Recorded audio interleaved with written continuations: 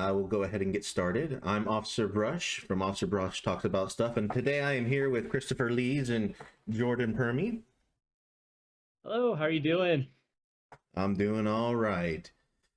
So today we're here to talk about Familiars and Foes, a game that's coming to Kickstarter on October 4th. Yep, October 4th. So Okay. as of recording, we're a little over a week away at this point.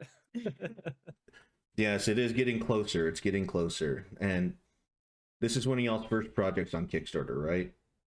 It's our very first project in Kickstarter. Yeah, we've been talking about doing projects with Kickstarter for years, but we wind up always just self-producing instead of going the crowdfunding route. But with a project this big with a board game, there was no way around it. So we Yeah. decided to start off with a big project. Yeah. Make a splash. Okay. Make a big splash. Go as far in as you guys could. Yeah, I think that's against everybody's advice, but I think everybody says start with something small. Okay. I'm going to ask a big question, and it's going to start off this whole entire thing, and y'all are going to laugh because you probably didn't think I was going to look this up. All right. But let's talk about Bing, the first ever Bing? monster on Etsy. Oh. It's a deep cut, and it's from my Yeah. cast. So Chris doesn't probably even know about this. So I thought you were talking about like that old search engine or something at first. I had to go through my head, and I was like, weird names, weird names. Oh, the little plush creatures I used to make. Okay, the first ever Horrible Adorables. Mhm. So I guess if people don't know, so our company is Horrible Adorables. It's an art and design studio. We make curious creatures from felt, a lot of self-sculptures, public arts, board games now, and toys, which are we're most well known for. But Bing was one of the very, very, very first Horrible Adorables when I started that brand. Before it was actually even an official brand. Before you had anything to do with Horrible Adorables. And we've been at this for over 10 years, 11 years. Yeah. So, we both went to art school. You might not have known that from looking at this picture of Bing, but I did go to art school. And when I graduated, it was kind of like, you know what? Scratch that. This is pre-graduation. This is actually in art school still. Was kind of looking to have an outlet of, I really wanted to make and sell my own art. I didn't really kind of know what career path I was going to take after art school, but I really wanted to just like, I don't know, see if people like my stuff, first of all. So I was very influenced by ugly dolls at the time and wanted to make some plush monsters, and that's kind of where they started. And I sold some on Etsy, so I guess it gave me enough of a like boost and confidence, and continue to go with it. But they've evolved a lot. They have, and they all look very nice. I know you guys have a gallery on your website that just shows all the previous kind of vinyl toys you guys have made, along with some of your other ones. But what kind of brought about the idea of the Horrible Adorables, other than ugly dolls? Like, what else was there? Because your art style is very unique. It's not like it's not painting, it's not anything like that. You're actually making these sculptures, and then you're using felt on all of them. Do you want to jump in Yeah, next? this is your story. I just want to take over the whole thing. So I'll just sit back. I'm enjoying it. So as I said, went to college for art, actually styles. We call it fiber and material studies at my college because it was a little bit more artsy. So it's just artsy textiles. And for my thesis project, I was creating this whole like wonder room full, or a wonder commer, but it translates to wonder room, of basically all of these like made up creatures that were made from textiles, and it presented it as if there was like this imaginary collector that had like all of their specimens filling the room. They're trophies. Yeah, and those were the very, very, very first Horrible Adorables. They were more horrible than adorable. And eventually they've evolved to cute little creatures like this. So kind of our what do you say it, like our definitive style or something, what we're most recognized by is the scaly texture. Mm-hmm. And that started being developed during that project. Yeah, just like very like loosely, like I made like a couple pieces and I was looking for different techniques to cover them in textiles, and kind of was starting to do the scaly thing, and it stuck. I really enjoyed doing it. I just really like. Well, you took a couple of those pieces and they sold, Hmm. and then you made a few more, and we wound up Mm-hmm. doing some indie craft fairs, and then those ones sold. Yeah, and we're like, oh, because we This had, is where it's at. we had some, you had some like little prints, some like lower price items, but Hmm. then, these sculptures, they were higher price items, especially compared to not only our stuff, but what everyone else had at the fair. And it was what people responded to the most. Yeah, and it's what I enjoyed doing the most too, but I was just surprised Mm-hmm. that like people would actually want to buy these weird little things from me. Okay. And then you guys started doing some collaborations when it came to art shows. I found one of them, the Sad and Horrible show. Mhm. Just how did that kind of help inspire you even more? Because I know that that was really where you showed off all the stuff that you could really do.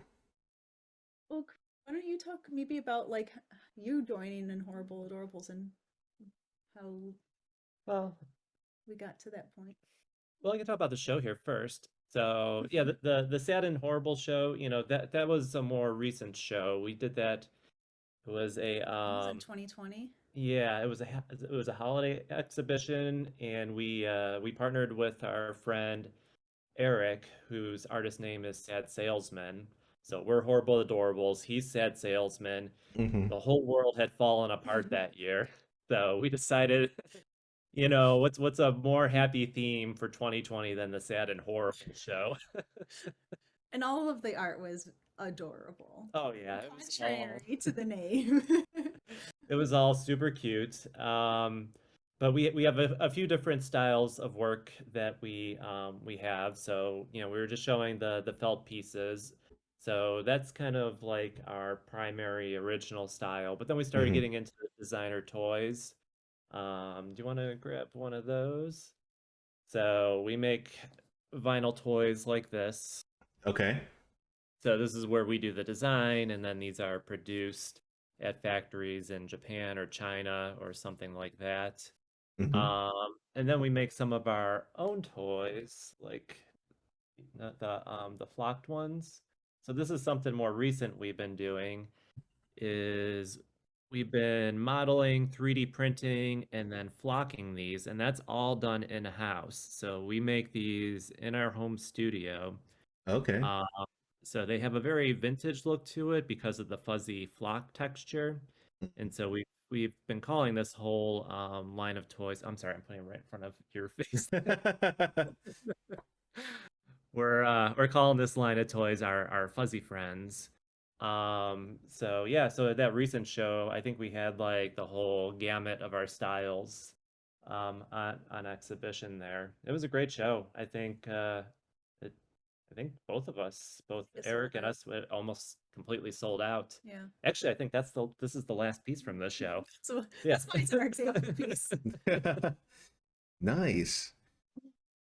And that's part of the like with your fuzzy friends.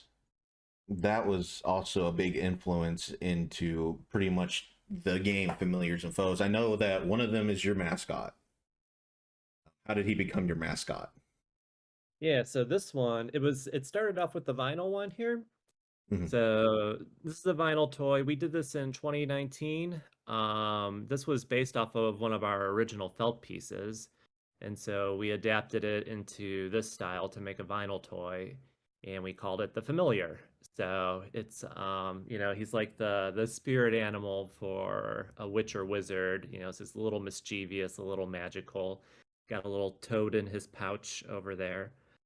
Um, so what happened was we had worked on this through 2018, and then we were going to bring it out in 2019. And so early on in the year, we were trying to figure out how packaging was going to work, and we decided to use like a little drawstring pouch. So it came in a magic pouch. Mm-hmm. And we were having a meeting with our producer at that point, the guy who owned the factory, and we're just kind of joking around. And Jordan's like, "Oh yeah, and we should probably just toss a D20 in there while we're at it, Push the magical feel. So, that joke became really serious really fast, and we're like, "Yeah, you know what? Because we love board games. We're always playing with friends and family and having game nights." And we decided, yeah, let's this guy is perfect. We love games, we have all the design experience, we have the characters. Let's go ahead and build a board game around this guy. Yep. So that guy was being released in May. So this was February. In 3 months was the convention in New York that we were going to, where we were going to release that toy. So we had 3 months to come up with a whole board game because we wanted to we wanted the board game, or it wasn't a board game, it was a card game. Yeah. So it was based on cards, and we wanted to split that into 5 because there was 5 different colors of the familiar. And so then each character would come with 1/5 of the game, so you could collect them all and be able to play and everything like that. So that was our very early attempt at our game, and it's still the basis of the board game that we're going to be launching on Kickstarter here. Yeah, we like to be extra with everything we do. It wasn't enough that we were making a brand new toy, but we had to make a brand new game. Okay. And so let's talk a little bit about the artwork of the game. You did all the art in-house, correct? Yes. Just about. Yeah, I could go over that. So I did all of the illustrations for the game, and you can see the background behind us. Everything you see is her work. The only exception is the bad guys in the game, the foes. We had our friend Brandon illustrate those. We wanted them to look a little bit different, so the bad guys looked a little different than the good guys. So we decided to have another artist design those. But the style is still like it feels like it's all part of the same world. Even Yeah, it's though, cohesive. yeah, like they're still very cute. They're the cutest foes you'll ever see. Like That's definitely something. And I know a lot of this comes just from the experiences that both of you guys have had. I'm not trying to make it just her. She gets involved with a lot of different brands and things like that. But what kind of stuff do you get to do behind the scenes that doesn't get to be as outspoken or anything? Oh, as far as both of us, or the work that I do? We'll go with you, Mr. Christopher. Oh. So my background's a little bit different. I actually went to engineering school. I completed my degree. I've worked in the field for quite a long time.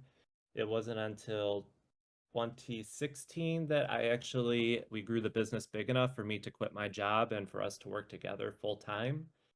So making toys, making art, this is our full-time job. Mhm. This is what we do together. So I did go back to art school for a couple years, and that's where we wound up meeting.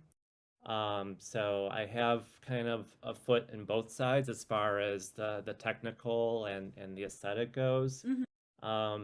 The sculptural stuff, we both make all that. The 2D stuff, usually that's all Jordan's design, but there'll be a lot of input and feedback, You're like the art director. Yeah, she loves that. So you're kind of the one that kind of brings it back together. She's like, I have all these great ideas. Here they all are. You're like, cool, we'll choose a few of them.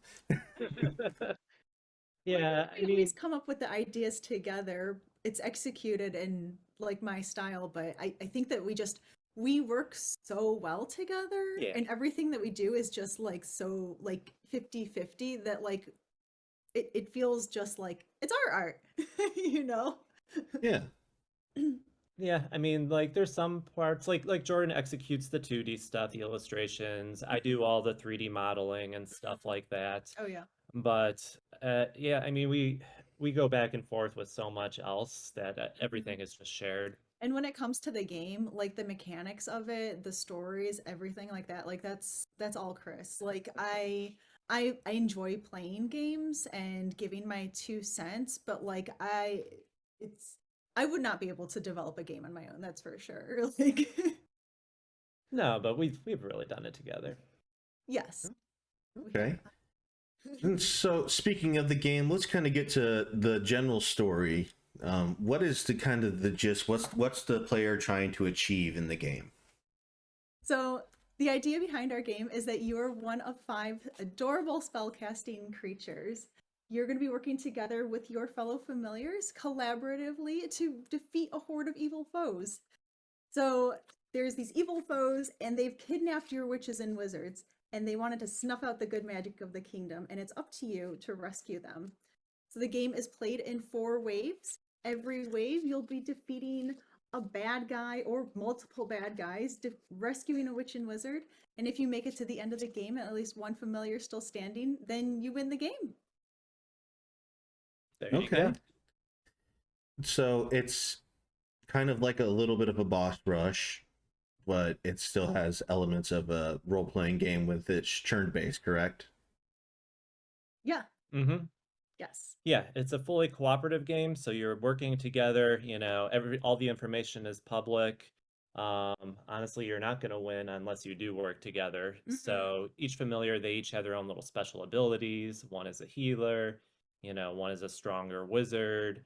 So you're balancing each other out in order to be able to defeat the bad guys. And yeah, like you said, each round you have a certain number of bad guys that you're fighting against, and it's going to be different every time.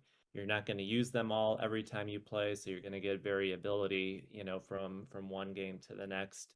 But it's going to get harder and harder Mhm. as you go through the game. Yeah, and so also the cool thing is that you start off as like kind of this bumbling, weak magic familiar because they're still learning from their witches and wizards, and they didn't complete their homework before the witches and wizards got captured. So so you're going to be working on checking off your homework list, You got learning this too. skills. And then once you complete that, you're actually going to evolve into a stronger, more powerful familiar, get new spells, and be able to cast those. And there's a lot more opportunity for combo effects with your friends. And the more people playing, the more different varied combos there are. Yeah, because even if you're not the active player, there's still stuff that you can do as one of the other players. You know, there's interrupts and team attacks and all kinds of stuff like that going on. Okay. What kind of made you guys decide to add that to the player's downtime where they could still be involved? I, for one, personally don't like being stuck with doing nothing at all. So it's kind of interesting. What is that mechanic that I know you guys call it? Is it the ballyhoo or the ballyho? The ballyhoo. Yeah. Yes. So the way that works is, well, I guess one, to answer your first question, yeah, we hate just sitting there doing nothing while other people are trying to figure Yeah. out what to do. So we really wanted to make it that, you know, not only are you watching your player, but you really need to be watching everybody else and what they're doing and see how you can contribute. Because if you're not contributing to someone else to help them make the best out of their turn, you know, it's going to affect you negatively as well. So the ballyhoo, the way that works is we have our coin. Let's grab that. We have a coin here. So most of the game is played with a d20, but sometimes you'll be using this coin to flip. And the way it works is one player starts and they cast a spell, and we call this like a chain building mechanic. So the chain starts with the first person being successful. At that point, any other player can jump in on the attack. So they have to pay one of their magic points, so it's a very minimal cost, and then they flip the coin. And if they get it eyes open, then it does an additional 2 damage on the foes. If its eyes closed, it backfires and does 1 damage against them. So the opportunity to do a whole lot of damage on the active player's turn is really great. Yeah. So, the first person will flip the coin. If they're successful, that's like the next link in the chain. Then another person can do it. If they're successful, that's another link in the chain. But soon as someone misses it and gets the eyes closed, then the chain's broken and then it turns over and it goes on to the next person. Yeah, and because it's like just like a 50-50 flip, I feel like there's so much like there's like a lot of like excitement and attention. Like Yeah. it's so fun when you get a group of like 5 people and everybody's like, "Oh my God, you're gonna do it!" and cheering. And then like if you get it, and then the pressure's on the next person, and Oh, if yeah. they get it, oh my gosh, Especially if it gets all the way around the table. it's really fun. Okay. Now, that's not for just any attack, correct? It has to be for a basic magic spell. Yeah. Yeah, so those are the spells that you're equipped with at the beginning of the game, and you can use them all throughout the game. But like Jordan was mentioning, when you kind of evolve to the more advanced spells, they'd be a little too overpowering if it still included this mechanic. So we restricted it just for the basic spells. Okay. Um, Now, what is the ideal player count for this kind of game? Well, how many players does it cater to? The minimal, the max? We do have a solo mode, so you can play it 1 player, 1 to 5. Is the player count 1 to 5 players? But I mean, because it is a cooperative game, obviously, the more people you have, the more fun it's gonna be. I think it plays great as a 2 player as well. Yeah, it scales just fine. The foes, they have a chart on them for their health meter over here. So that Hmm. all depends on how many players are playing. Mhm. And so they scale depending on how many people you have, their difficulty. So it's fine to play 2 players. I think it's having all the familiars and all their abilities and all the spells on the table. That's really fun. Yeah. If you can get 5 people together, then you're going to kind of see the full breadth of the game.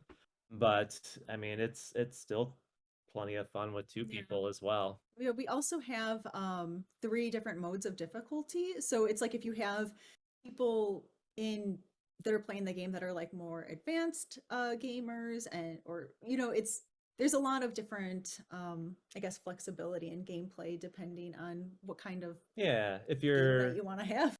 if it's a family that wants to play with their kids, we have an easy mode. Actually, we recommend the easy mode regardless of who's playing because, we've hidden a lot of combo moves and stuff like that that you might not pick up on the first time through playing. Hmm. So, yeah, we recommend starting off on the easiest mode and then kind of working your way up as you see how the mechanics of the game work.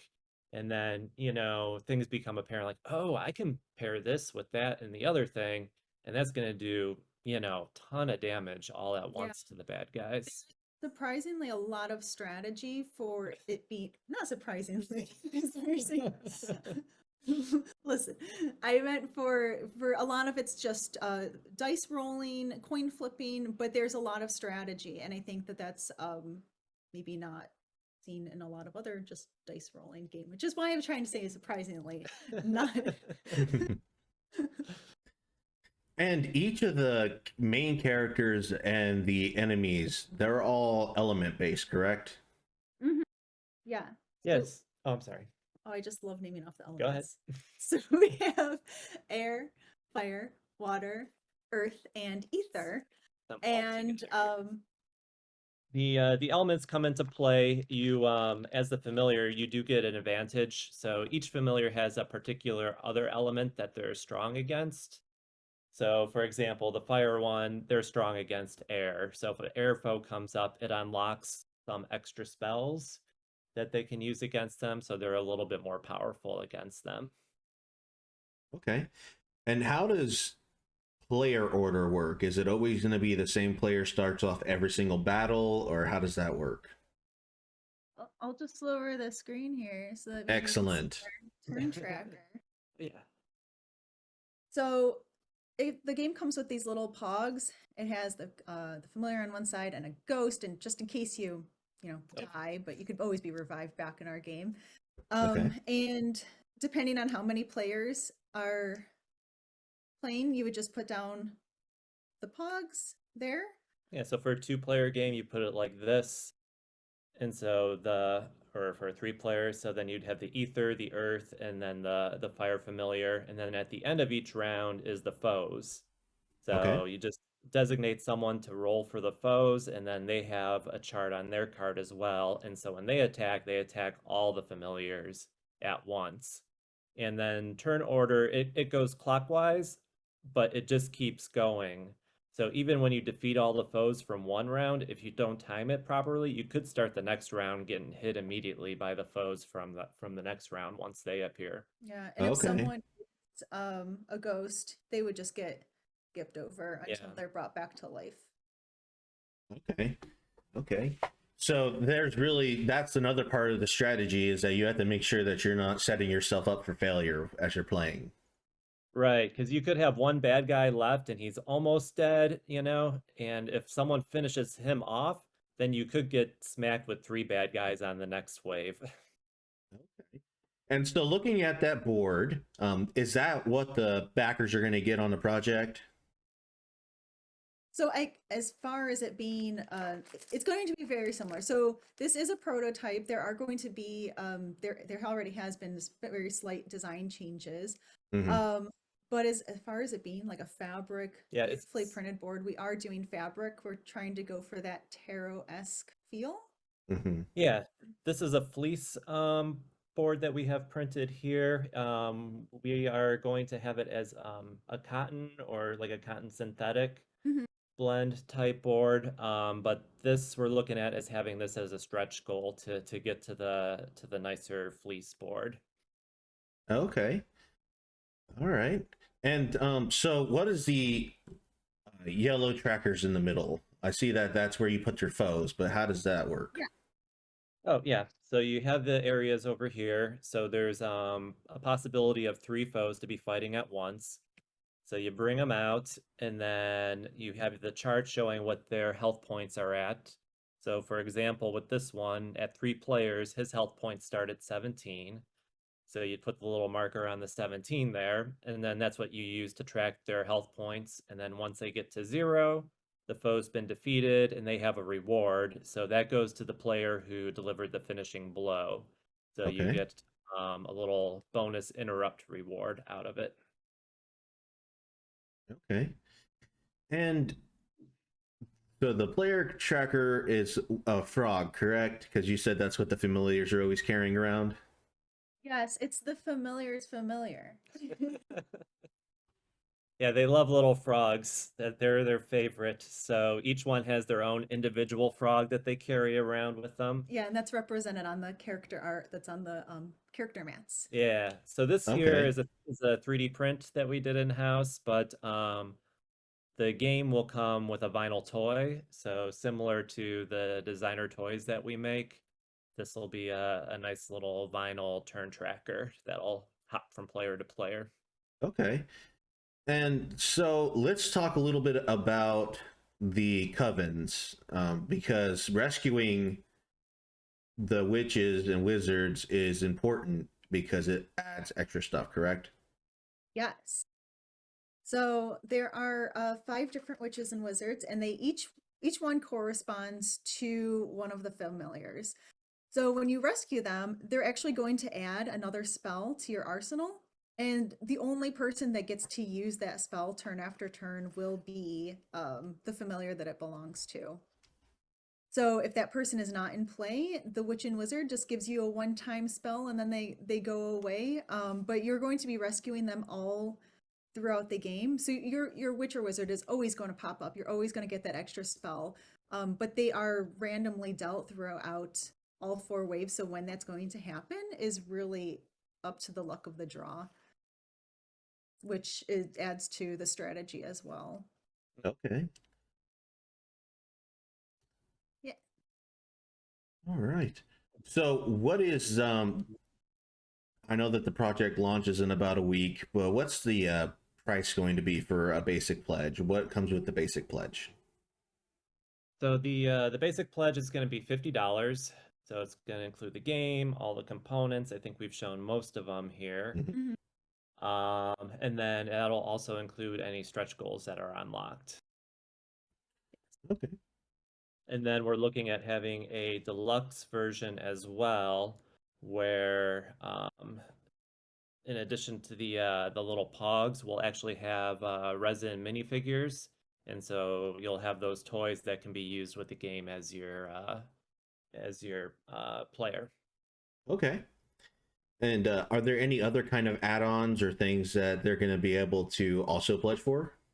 We have the add-ons because we are toy makers, and that's kind of, I mean, we know how to make products and awesome, really high quality stuff too. So we have all of that stuff covered. We have the vinyl toys that you could get as an add-on.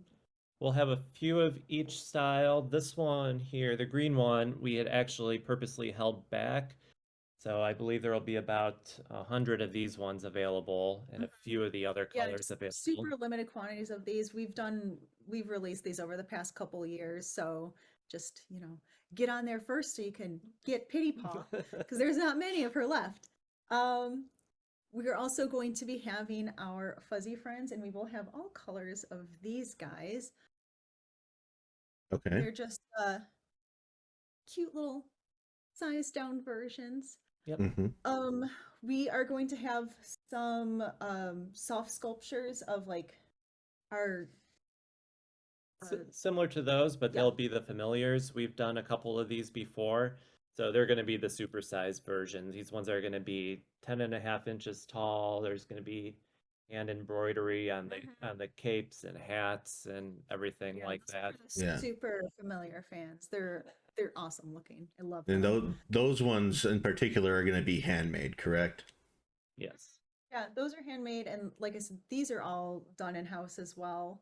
And everything we do is actually it's in small batches. Yeah, yeah. I mean, our company is the two of us, so we're always working in small quantities. There's just only so much that we can do. Yeah. Okay. And how long is the project going to run? Where can they go to see more about this and stay up to date on it? So we're going to run the Kickstarter for 30 days. So we'll start October 4th, and that'll run to November 3rd, if I have my math right. As far as timeline goes, we're probably looking to deliver summer of 2023. Mhm. I think we have in our timeline for August. Hopefully we can get that a little bit earlier if everything goes right. But yeah, for more information, our website, of course, is www.familiarsandfoes.com. And we also have Instagram and Facebook, both Familiars and Foes. Our Kickstarter preview page is up. If anyone wants to click on there and follow, you can just search Familiars and Foes on Kickstarter, or you can link to it from our website. Everything is linked together at this point. Where can they see more of the art and things like that? Not just the art from the game, but just your style in general. Sure. That is all horribleadorables.com is our website, and we have links from all of that as well. Familiars and Foes, we have some links that go back and forth. So no matter where you are, you will always find our artwork. But we are also very active on Instagram at horrible_adorables. Well, that seems like it's going to be an interesting campaign. I know that you guys are going to be nervous until the very moment you click the OK button, ready to launch. Yep. Yeah, exactly. We had this world already, and this was, we love games so much. This was just a really natural step for us to go in this direction. We're really excited about it. Yeah. Okay. And what does the future look like when it comes to just exploring this world? Obviously, I think that we would love to continue doing more stuff with our familiars and the Familiars and Foes line, and doing future expansions would be amazing. Yeah, we already have ideas for them, so we're hopeful that we get a good response and we're able to do that at some point. Yeah, and wherever this leads, we're always like using the familiars and connecting them with the Horrible Adorables world will always be present in our work. Yep. I appreciate you guys getting on here and talking to me and putting aside your Saturday evening